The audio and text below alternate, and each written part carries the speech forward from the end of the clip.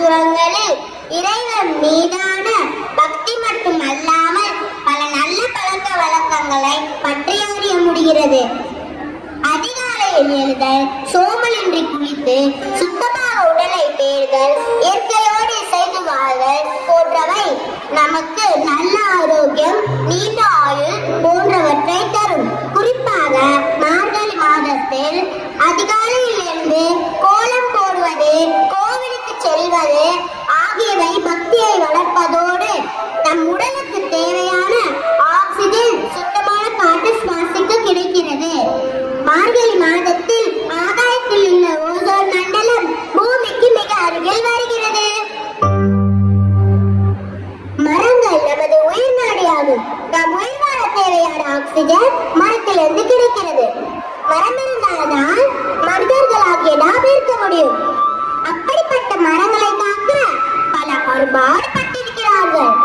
நம்மை போன்ற சிறுமியாக இருக்கும் பொழுது மரங்களை நேசித்து மரங்களுக்காகவே வாழ்ந்து மரங்களுக்காகவே உயிர் நீத்த அமிர்தா தேவி பற்றிய நாடகத்தை பார்க்கலாமா? 100 வருடங்களுக்கு முன் ராஜஸ்தான் மாநிலத்தில் ஜோத்பூர் என்ற நகரத்திற்கு அருகில் கெஜிரி என்ற கிராமத்தில் வாழ்ந்தவர் அமிர்தா தேவி. கெஜிரி என்பது வண்டி மரமாகும்.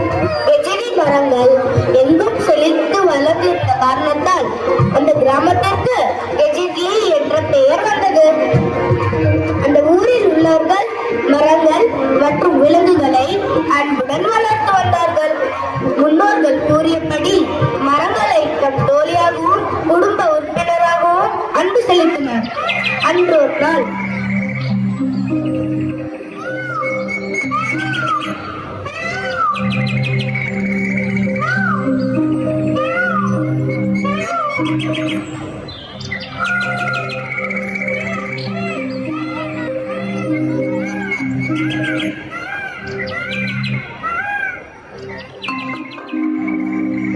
அன்பு தோழியே, நீ அழகாகவும் பலசாலியாகவும் இருக்கிறாய்.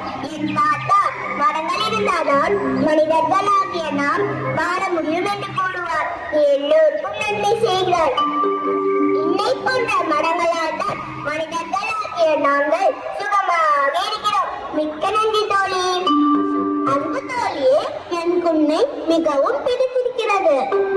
அழகான தோழியே, உன்னை காணவே கண்டேன். உன்னை காணாமல் என்னால் இருக்க முடியாது. தோழி, உன்னால் எங்களுடன் விளையாட முடியாது. எனவே நாங்கள் அனைவரும் உன் நிலையிலேயே விளையாடுகிறோம். நீ பார்த்து கொண்டிரு. ராதா, ராதிகா, வாருங்கள் விளையாடலாம். சரி, வருகிறோம்.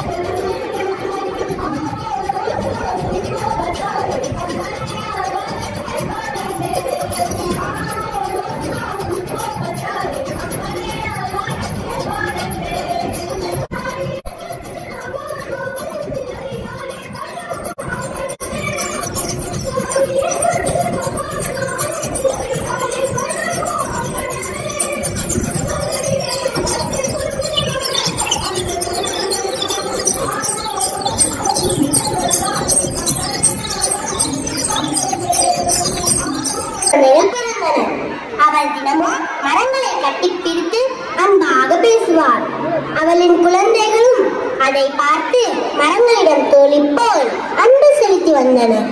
ராஜா அபேசிக் புதிய அரண்மனை கட்டுவதற்கு திட்டமிட்டார். அதற்கு தேவையான மரங்கள் வெட்டி கொண்டு வரும்படி தன் வீரர்களுக்கு ஆணையிட்டார்.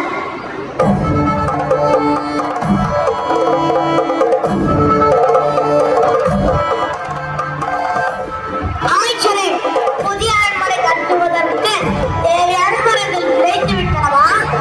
அரசே, நமது வீரர்களை ராஜ்யத்தின் அனைத்து பகுதிகளுக்கும் அனுப்பியிருக்கிறேன்.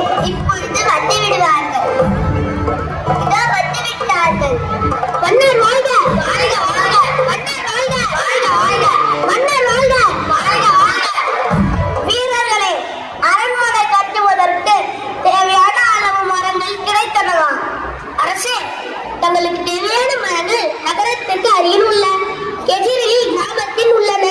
ஊரின் பெயர் கேட்ப நிறைய கெஜிரி மரங்கள் உள்ளன. ஆனால் என்ன ஆனால்? சீக்கிரம் சொல். அரசே, அந்த ஊர் மக்கள் மரங்களை தோழியாகவும் குடும்ப உறுப்பினராகவும் பார்க்கின்றனர். எனவே மரங்களை வெட்ட அனுமதிப்பார்களா என்ற ஐயம் உள்ளது. அப்படியா? நாளையே என்று செல்லுங்கள். அரசனின் ஆணை என்று சொல்லுங்கள். தேவையான மரங்களை வெட்டிக் கொண்டு பாருங்கள். எனக்கு ஆணையை மீறினால் கடுமையாக தண்டிக்கப்படுவீர்கள். அரசே, நாங்கள் வெட்டிய மரங்களோடு வருகிறோம்.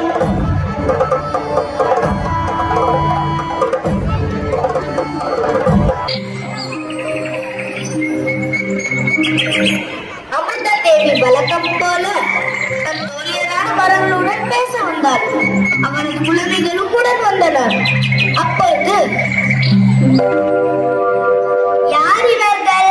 இந்த ஊருக்கு புதியவராக இருக்கிறார்களே, பார்ப்பதற்கு அரண்மனை வீரர்கள் போல் இருக்கிறார்களே, கையில் கோடாரி வேர் உள்ளது, என்ன என்று கேட்கலாம். ஐயா, நீங்கள் எல்லாம் யார்? இங்கு ஏன் நிற்கிறீர்கள்? கையில் கோடாரி வேர் வைத்துள்ளீர்களே, ஏன்? நம் அரசர் தமக்காக ஒரு புதிய அரண்மனையை கட்டுகிறார். அதற்காக நிறைய மரங்கள் தேவைப்படுகின்றன. இந்த ஊரில் தான் தரமான மரங்கள் செழித்து வளர்ந்துள்ளன. எனவே அவைகளை வெட்டி எடுத்துக்கொண்டு போகவே வந்துள்ளோம். வாருங்கள், நாம் மரங்களை வெட்ட ஆரம்பிப்போம். என்ன, எங்கள் மரங்களை வெட்ட போகிறீர்களா? இங்கிருந்து ஒரு மரத்தை கூட வெட்ட விட மாட்டேன். மரங்கள் எங்கள் தோழிகள், மரங்கள் எங்கள் குடும்ப உறுப்பினர்கள். மரங்கள் நமக்கு வாழ்வளிப்பவை. மன்னரின் சுயநலத்திற்காக மரங்களை வெட்டி இயற்கையை சீரழிக்காதீர்கள். இயற்கை என்னும் கோபம் வந்தால் நம்மால் தாங்க முடியாது. இருந்து சென்றுவிடு, எங்கள் பணியை செய்யவிடு.